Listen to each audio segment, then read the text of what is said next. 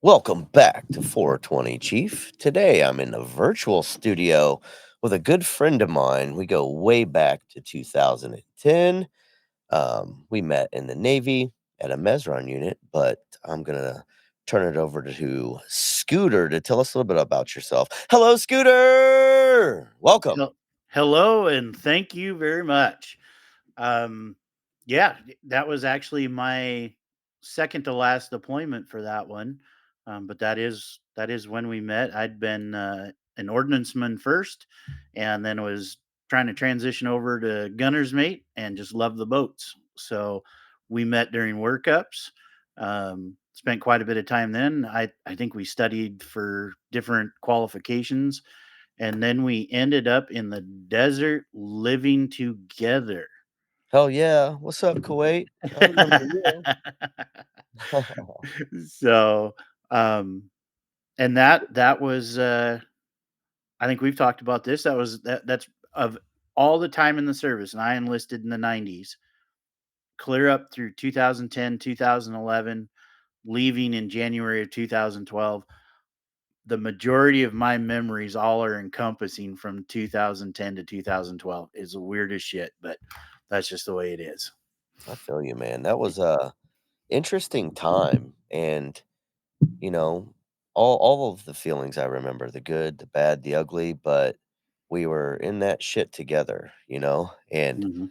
um man, yeah, just like you in my 20 years after retirement, when I think back about Navy memories, that one mobilization that we were together w- encompasses more than 80% of my entire career. That's Yeah, crazy. that's the same way I feel about that. I know we've talked about it. Is that for some reason that one was, and I don't even know what it was, to be honest. But there was a connection that came along, and everything we did from, like I said, shit, we lived together. It seemed like we went to most of the trainings together. Bit of volleyball, constantly in the gym because of your ass. Um, it was you were motivation on the days I needed it, and I was the guy in the smoke pit. You could come out, and I, felt like we could just start rapping it out, and you know that helped. Yeah, well, it could go one of 2 ways where we were at. I mean, they offered us the fatty foods, the fucking we had ice cream. We had Yep. Baskin fucking Robbins, and that place is delicious, especially the pralines and cream. But I didn't want to see that because where we were at, you have to be smart with your money because you can't really spend too much of it there, unless you have a problem online with Amazon, but Amazon was just starting to be a thing back then. And Right. then it's just to me, it was a place to clean up, it's easier to be mobilized for guys like us than it is to stay at home and take care of the kids and go to a 9 to 5, you know what I'm saying? 100%. Absolutely. Um, everything just kind of flowed, right? That's how I feel anyway. When we were there, and we did have some bad times. We had good times, um, but it was like everything just flowed. And if I remember right, gosh, you were really on to trying to get yourself cleaned up, ready. Like you were making this transition. It almost felt like in your life, and I had the pleasure of riding on part of that journey. Um, the 500 Club. People still can't believe that in a shift we would go out and do push-ups in full kit on a boat that's rocking and moving, and then when we're done with that, you were like, "Let's go to the gym. We got to go to the gym." Bro, we just did 500 push-ups. What? But it helped. I mean, I don't know. I loved it. Well, I think one thing that I will admit about myself is no matter what is going on, it's important to maintain good morale. And I get that from my dad, no matter what, he could always put a smile on your face. And he had mostly was perverted and had the funniest dirty jokes. And I can't hardly tell any of the jokes that I learned from my dad. So that's made it really hard for me as a Navy chief because I have to be very careful with my jokes because they get me into trouble. It's not They my fault. can. Not my fault, childhood trauma. But what I was able to do is understand that we're all going through some shit. And I'm very empathetic, man. Like I knew you so well. I knew everything about you. because Mhm. we live together. You can't hide the shit. If you're having a bad day, your roommates are gonna fucking know. And we were the kind of guys that we would press each other a little bit, but we were comfortable enough to share everything. There wasn't a fucking secret among us. But when we're going through that shit, I like to be that guy that keeps a smile on your face or keeps your mind right. And whether that's going to the gym or going to get chow, and I know I fuck with you about that too, on your Mhm. diet, because we did have that healthy option and it was an easy one. But beyond that, we made time for each other. You remember my favorite times of not even in the gym were when we would sit and we would watch Spartacus, Sons of Anarchy, you name it, man. We had our you, me, and little ball of hate just sat there together, and Yep. we were a family. That's all we fucking needed. Right Yep. there was like 3 guys in that hooch, no matter what the fuck happened. And there were even times where we knew what the fuck happened, and it didn't need to be discussed. It was felt, love was shared silently, and we would just sit and enjoy a show or whatever. You gave me chills just thinking about some of those times, like, literally got goosebumps. Um, because it was you'd come back, the hooch was just cold as cold could be, the air conditioner cranking, you come in from 115, degree temps. We'd throw on the sweats, and it was like everybody knew their job too, right? So like getting the snacks together, the drinks together, you're getting the computer set up, and we had that table, and we just pull three chairs up, look like the Three Stooges sitting in front of the television, but everybody knew what to do. And you're right, there were times we didn't have to say anything, and it was just when the episode was over, you'd look around, yeah, we can do another one. And, you And know, most of the time, we did do another one. yep, exactly. And I don't know if you recall, but some of those times, we're talking we worked pretty long hours. I'm Mhm. not gonna say it was too strenuous, although out with what we were doing in patrol boats on the water and the waves, there were days where it did take a toll on you, even if you were just trying to sit down, it's gonna beat your ass regardless. But on top of that, Scooter and I qualified our expeditionary warfare specialist together, which is a huge study. It's kind of like a miniature like a 2-year college degree that you fucking get and get proof sign-offs that you did all of these things, that you know these things, and then you sit these boards, murder boards, Murder boards. and they just ask you question after fucking question, scenario after fucking scenario, and Scooter and I were a team, on that. Mhm. Together, we boarded together and successfully were pinned together with great success, but not only that, we studied for our coxswain pins together. Yes, we did. Coxswain, Coxswain. I'm the and coxswain. I'm a coxswain as well.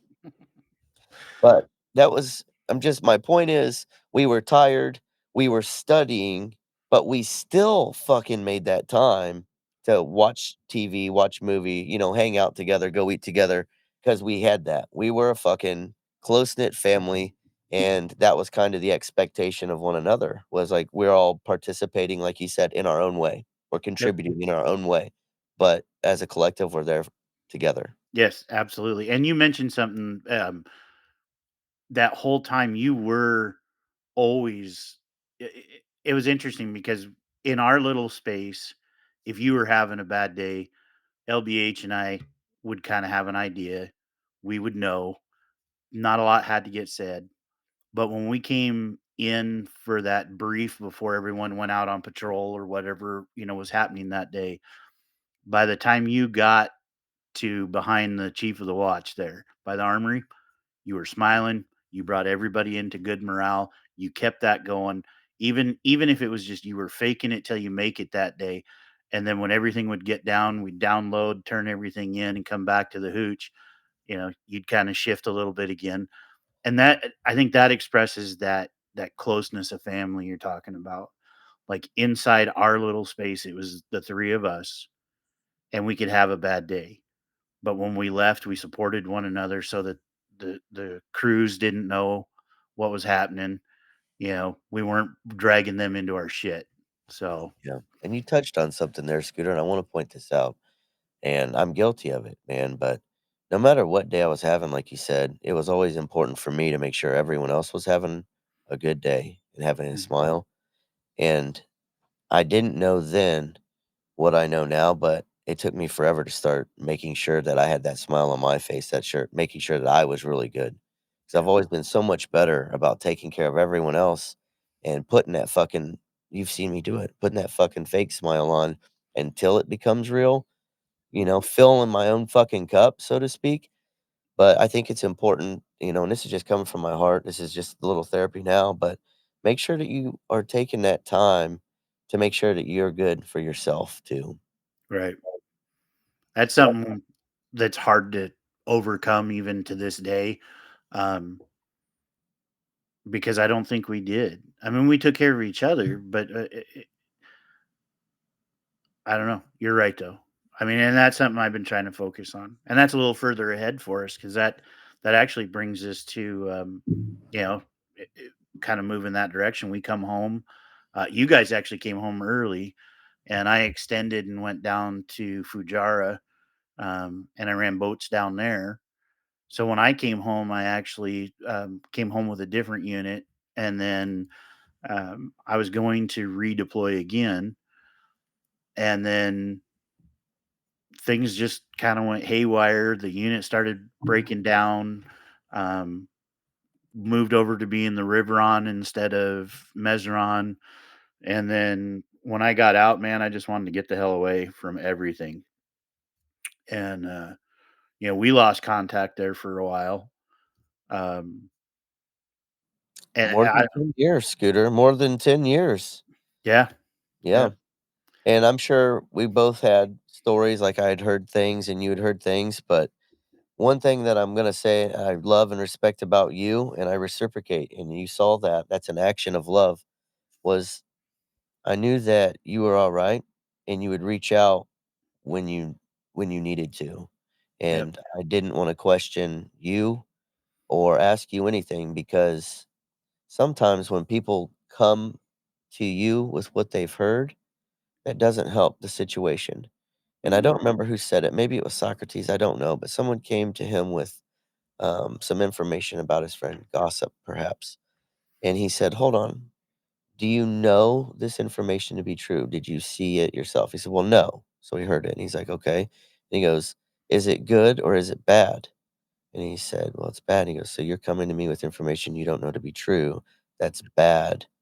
And number three, does this add value?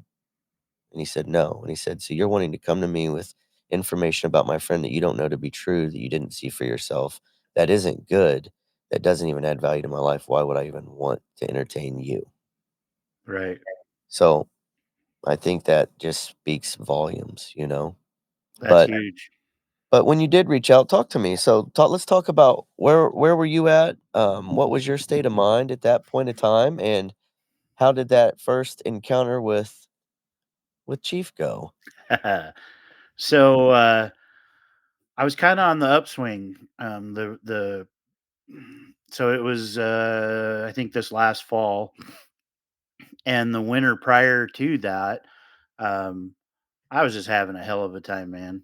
I was like the mental state was gone. I was functioning strictly to survive. There was no live or enjoy or anything. Like every action I did was simply um this is what I have to do. I got to split wood so I have heat. I've got to get water so that I have water to cook with, clean with, so on and so forth. Beyond that, I didn't have much, and I didn't give much. I felt bad for my wife. We're raising a granddaughter, and I didn't have much to give them. And I kind of eventually started pulling myself up out of that. When I did, a mutual now friend of ours, Mac, was running a live on TikTok. Now I'd followed him for a while, and he just did funny, goofy shit. And sometimes that was the only laugh I had in the day. Well, I started following him, and then he started having this live. Conversations were happening, and they started talking about a sense of purpose. What's your sense of purpose? Everybody who leaves the military, you go from one day you're this, the next day, what am I? Who am I? You Right. know? Um And it actually made me think about Oz, and, so I reached out to him. I had him on Facebook. I was like, "Hey, Oz, I was just thinking about you, man. Some things happened when I left. You got dumped with a bunch of work that I felt you shouldn't have got dumped with." Just had a conversation with him. He goes, "Hey, man, I talked to Johnson." I was like, "What?" "I, I talked to Johnson." I was like, "Okay." And I gotta say, I have to shout out to Oz because I would call him my gunner. On my patrol boat, Ozzy was my right hand. Yep. Like, I had an entire crew, and they, in my mind, may or may not have been useful. It was him and he and I, and he was my fucking ride or die, and that's another guy I'm excited for you to talk to, man, but I wanted people to know how close I actually was with Oz, Yeah. and funny because I just fucking talked to him the night before because I was so hesitant, man, about the 420 chief because of the fucking stigma behind cannabis, but Right. I was like, "You know what? Ozzy was my that's my boy." Like, Hmm. we had been through so much, the fine details of an entire mobilization together because we were on watch. He was on my boat. He was stuck with me. We Yep. fucking and then for a while he lived with me until I moved in with you and LBH. But we were fucking together all the time. But so I he knew me is what I'm getting at Hmm. better than most. All my demons and shit even. And so I came, I was kind of just probing, testing the waters to see what that stigma looked like outside, within my own community first before I really launched anything about the 420 Chief. And he was so supportive, man. And it just gave me a big confidence boost because that's what I really needed to, Hmm. to fucking quit being a little bitch and being scared of myself and hold myself back and just be me, man. And so then like, the next fucking day I hear from you. So anyways, I'm gonna turn it back over to you because that was just a coincidence in my head. I'm like, "What the fuck is going on?" And things come to you, right? I mean that's stuff that we've now talked about, and we'll get there through our different episodes or whatever. But sometimes things just happen. We don't know why. But for me, yeah, Oz was on your boat and was phenomenal. But when we were back in Garrison, that's the guy I leaned on, just like you talk about, right? So if the PMS had to get done, there were different checks that were getting completed. That's the guy that if I said, "Hey, go open the armory and pull these serial number weapons and get them ready," I knew when I walked in there that it was open, that the weapons were there laid out, ready to go, and he had people with cleaning supplies going. I Attention to didn't detail as fuck. fuck yeah, he was. You didn't have to question nothing. And that was phenomenal. And so actually me calling him was I wanted to reach out and just kind of see how he's doing. Now, Oz was always the happy, like you never thought anything was really happening, like nothing. And to hear him, and I'm not going to get into it because I'm gonna sit down. We're gonna talk. I can't wait till the three of us can sit down. That's gonna be a good one. Um, but when I found out that when he got back, he had some trouble getting that sense of purpose again. And I thought, holy shit, here I think about you and I mean, we're the old farts, well, deployment one through deployment and, back in 90. And I mean, right. But what about the guy who does 3 or 4 years? I feel like they get forgotten. And I had that sense of, I can't let that happen, not to one of my people, right? I know he was yours, but in the armory, he was mine. And so that's where that started. And then when he talked about you, I just knew I had to call you. And I was still just starting a healing journey and didn't know what way to go. Um, I had I had no experience other than drugs are bad. Okay, drugs are bad. That's it. Right. That's how I was brought up. But no one ever told me that alcohol was bad. You know. No, they showed you different, you know? They Oh showed you, "Oh, yeah. this is fun." TV makes it fun, movies make it fun, everybody's having a good fucking time at the Yep. parties and shit, you know? Well, and if you're a sailor, right? I mean, what it let's get real. That's I mean, almost a tradition, drunk as a Mhm. sailor. I like Yeah, to that drink Drink, cuss, fucking fight. There you go. Sailor. How did you enjoy your trip to Hong Kong? Well, out of the 3 days, I think I remember about 4 hours, Right. you know, and everybody just laughs because that's just the way it was, It's you normal. know? And then Normal. who had the craziest fucking night? People like me who are competitive that have to just be extra. Like, "Oh, Yeah, you think that's crazy? That's Tuesday here, boys. Let me tell you right. about Saturday. Get your fucking typewriters ready." Yeah, and that was us, right? I Fucking mean, it cowboys, man. Outlaw cowboys. we were. The the So kind of the part of that is I started discovering that as I got older, one, the physical day after was not always the most kind and gentle to me. I didn't care for that too much, and the reality is that drinking to run away from whatever that was, um, it was still there. I wasn't processing anything. I was just covering it up, man. I just didn't want to feel anything anymore. I didn't want to feel anything. I want to disappear. That was a big one for me. Um, and I mean, literally, just nobody. I just wanted to disappear, and the booze wasn't helping at all. What were you drinking, Scooter? If you don't mind me asking. So my favorite go-to was a Long Island iced tea. Um, Ooh, delightful. yes, it A little was. treat. And the package store, for quite some time would keep literally a case of it, on hold because I would Ready buy for so you. much of it. Just Yeah, ready for you. they didn't even put it out. Uh, then I switched over to 7 and 7, and, that's been mine, and I mean, I'm not gonna bullshit anybody. I mean, I still have a drink now and then, I'm not totally dry, but what has really helped is through our conversations.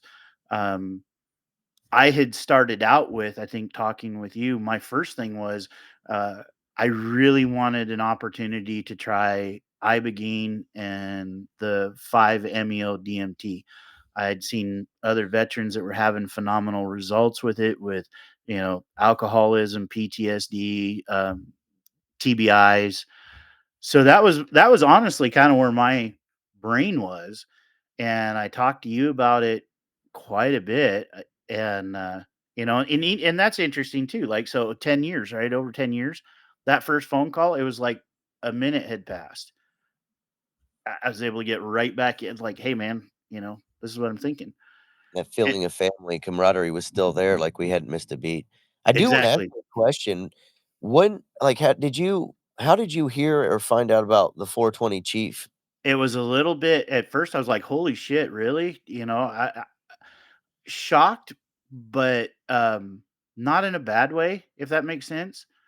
Like, I thought it was I've never known you to be a bullshitter, so when you told me about your 420 Chief and what your thoughts were, and we were going through, I guess, kinda where I was stuck emotionally, mentally, all that, it wasn't a super big thing, like, when you first told me about it, I'm like, "Holy shit, really?" And then it was just zip right through, you know? I mean, Yeah, then I was even more excited to talk to you and like, "Man, I'm struggling here. I'm not sure. I have these sensations that I'm not used to." I think some people call them feelings. I don't know, something like that. Yeah. So, how do I address this? There's too much, it's coming. And, I didn't know anything other than what I had seen in interviews in regards to psychedelic therapy. I was scared shitless of any of it because that's just the era I grew up in. Growing up in, a small town, it wasn't "Shh, don't talk about that," you know? man. Was it Every there? those small towns, man, it's so bad because, the small towns have a couple like, they'll have a couple of bars. They got, like, a gas station, you know, a post office with or without electricity, but 2 fucking bars or 4 bars, and Absolutely. that just blows my fucking mind. And then anybody who smokes weed, like, they're "Fucking stoner talk, boys. You're Mhm. stupid. You don't know what the fuck you're talking about. Oh, they're just burnt out." And they don't even fucking it's so ridiculous. It's fucking ridiculous. It is. Well, you hippie. You Yeah, hippie. That was I mean, for long me hair and growing shit. up, that's what Yep. the association was, "Oh, you do that marijuana? You hippie?" You That's know, a devil's lettuce, boy. yeah, you must, and immediately the connotation is you don't work, you're dirty, you know, you must be pretty unintelligent. Oh yeah, and remember, see the frying pan, see the egg, here's your brain on drugs. Like all of those things were constantly pushed in school. It wasn't talked about a ton at home, but school had plenty of impact. TV had impact. Nancy Reagan had a shit ton of impact. Um, so that was my idea of it. Right. But at the time that we started talking, brother, you could have told me that if I stood on my left foot with my right on a chair, touching my nose with a pen and pointing at the sky would help me feel better. I'd have done it. That's where I was at because I was still in Ready that to do anything wave. to make a change, right? Ready to Anything. do anything.